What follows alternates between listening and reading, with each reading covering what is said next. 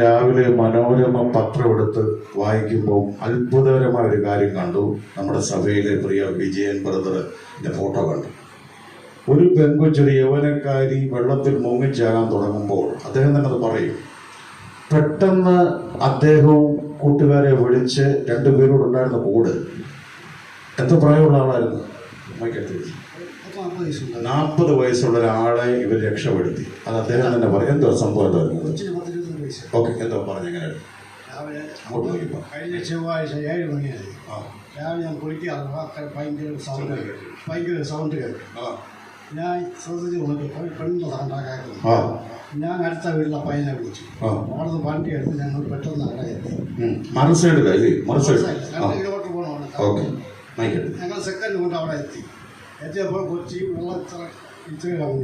വെള്ളത്തിൽ മുങ്ങിയിരിക്കുക. എത്ര പിടിച്ചിട്ടുണ്ട്? ചെറിയൊരു കമ്പ് പിടിച്ചേക്കോ?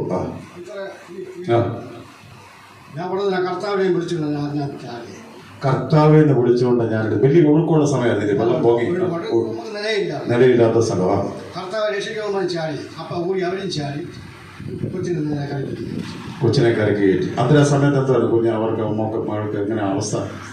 വിവാഹം നിശ്ചയിച്ചൊരു കൊച്ചായിരുന്നു. ഇരുന്ന വരും. അപ്പം അതിന് അന്നേരം ശ്വാസം ഉണ്ടായിരുന്നു. അതുകൊണ്ട് പെട്ടെന്ന് ഹോസ്പിറ്റലിലോട്ട് കൊണ്ടുപോയി.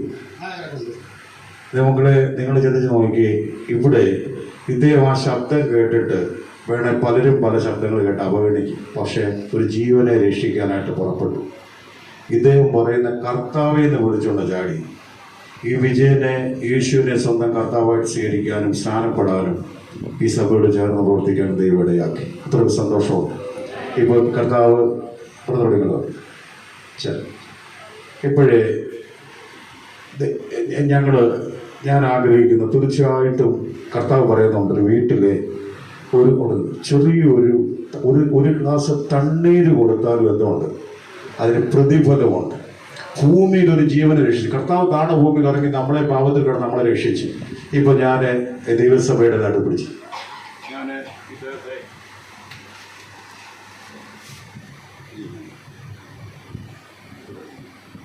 ഞാൻ ഇദ്ദേഹത്തെ നിങ്ങൾ ആ സമയത്ത് കരമടിച്ച് ഇങ്ങോട്ട് പോകും.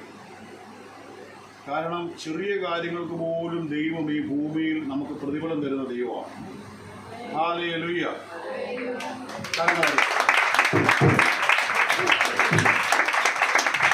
തീർച്ചയായിട്ടും ദൈവം ധാരാളം നന്മ പ്രവർത്തികൾ ചെയ്യാൻ, അനുഗ്രഹിക്കപ്പെട്ട കാര്യങ്ങൾ ചെയ്യാൻ ഈ പ്രിയ വിജയനെയും കുടുംബത്തെയും ഇടയാക്കട്ടെ. ഇവിടുന്ന് മാത്രമുള്ള ആദരവല്ല, അവിടെ എല്ലാം വാർഡ് ബേസിലും അല്ലാതെ എല്ലാ പാർട്ടികളും, BJP എല്ലാ പാർട്ടികളും ഇദ്ദേഹത്തെ ആദരിച്ചുകൊണ്ടിരിക്കുകയാണ്. തീർച്ചയായിട്ടും കരങ്ങൾ ഒരിക്കൽ കൂടെ അടിച്ച് ദൈവം വിജയ ധാരാളം അനുഗ്രഹിക്കട്ടെ.